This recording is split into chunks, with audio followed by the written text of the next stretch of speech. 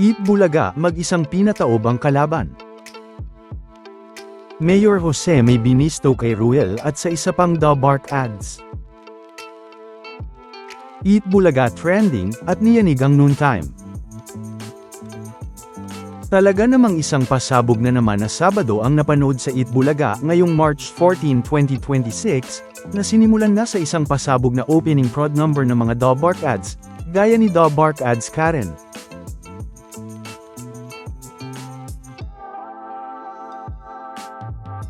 Dabark ads Riza May.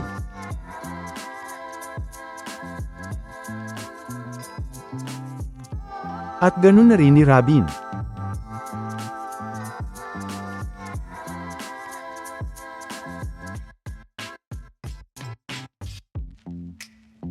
Isang pasabog na concert naman ang dapat nating abangan kay Singing Queen Eunice at Yul, dahil kasama nga silang magpapasaya sa UE Caloocan sa March 18, 2026, sa Festival of Music.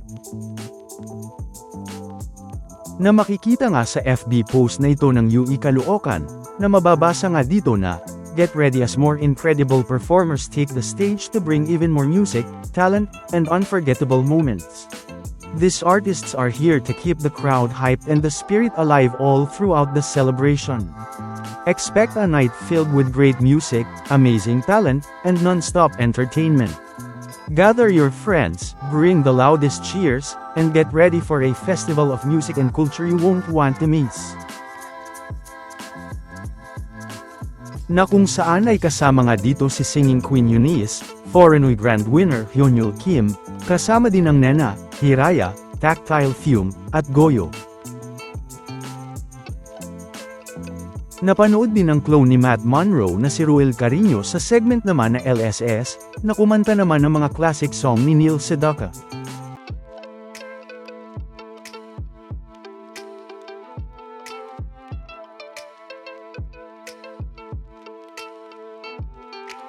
Pero, talaga namang humataw sa lakas ang Eat Bulaga ngayong Sabado March 14, 2026, dahil hindi nga lang humataw sa lakas ang Eat Bulaga sa online, dahil nag-trending din nga ang Eat Bulaga ngayong Sabado March 14. Na kung saan ay ngayong Sabado nga, ay nag-trending pa nga ang opening prod number ng Eat Bulaga, na kung saan ay kasama nga ng mga Dabark ads dito si Rabin, o ang hashtag #EBOpening with Rabin.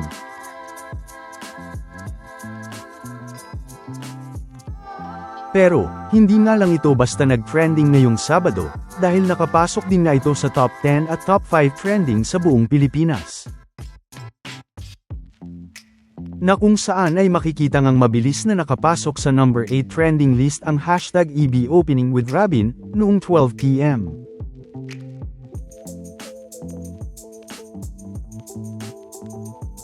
At nagtuloy-tuloy pa rin nga yan hanggang sa umabot na nga ito ng number 6 trending list noong 1 p.m.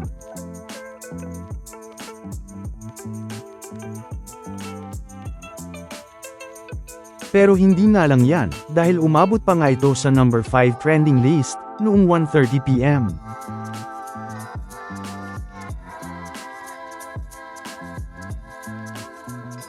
Na talaga namang niyanig ng Eat Bulaga ang noontime, sa opening pa lang. Napanood na rin ngayong Sabado ang full trailer ng Eat Bulaga Lenten Special sa Kwento ng Bahay Aruga, na talaga namang trailer pa lang ay malalaman na ngang napakagandang kwento na nito.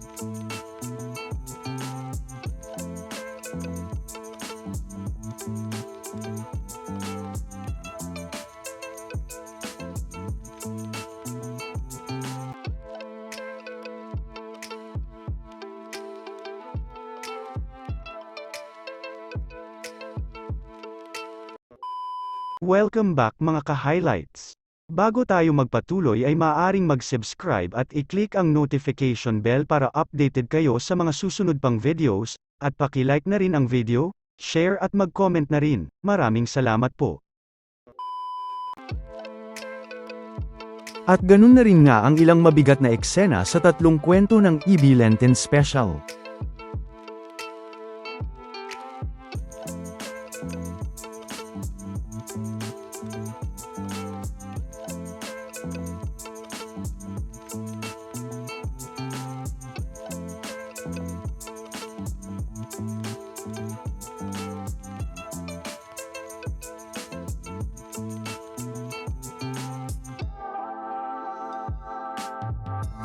Na kung saan may binisto pa nga dito si Mayor Jose kay Ruel at Yul, na magagaling nga daw umiyak sa kanilang Lenten presentation sa kwento naman ng May Forever.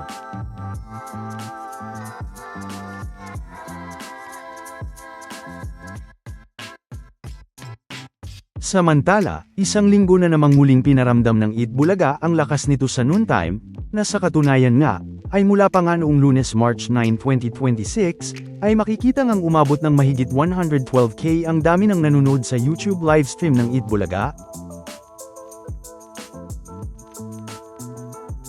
At sa kaparehong oras, ay makikitang umabot naman ng mahigit 65K, ang dami ng nanood sa YouTube livestream ng Showtime.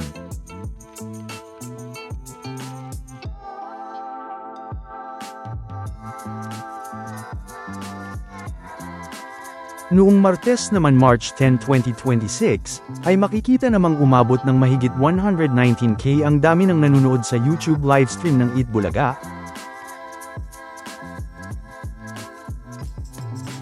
At sa kaparehong oras, ay makikitang umabot naman ng mahigit 55K ang dami ng nanood sa YouTube livestream ng Showtime.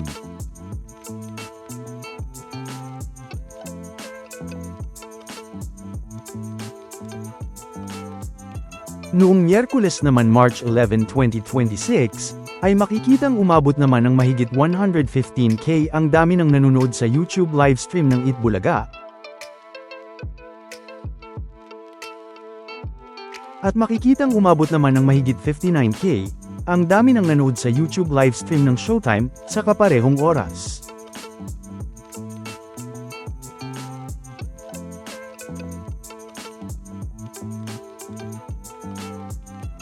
Noong Huwebes naman March 12, 2026, ay makikitang umabot naman ng mahigit 126K ang dami ng nanonood sa YouTube livestream ng Eat Bulaga.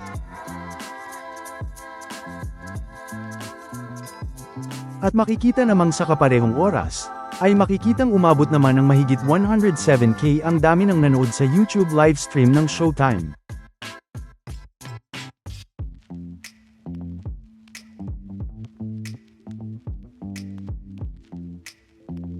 At noong Biyernes naman March 13, 2026, ay makikitang umabot naman ng mahigit 119K ang dami ng nanonood sa YouTube livestream ng Eat Bulaga.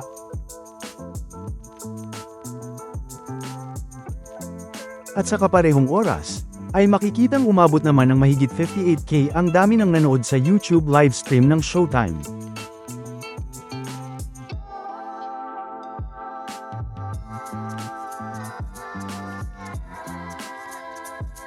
Hindi nga lang yan, dahil ngayong Sabado naman March 14, 2026, ay hindi pa rin nga kinaya ng kalaban ang lakas ng Eat Bulaga, dahil sa katunayan nga, ay umabot nga ng mahigit 139K ang dami ng nanonood sa YouTube livestream ng Eat Bulaga ngayong Sabado.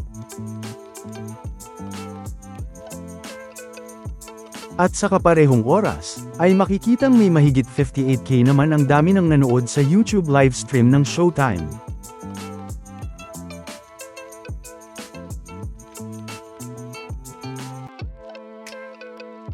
Na kahit nga isama pa ang dami ng nanood sa YouTube livestream ng Showtime sa GMA Network na umabot naman ng mahigit 26K, ay aabot nga lang ito ng mahigit 84K.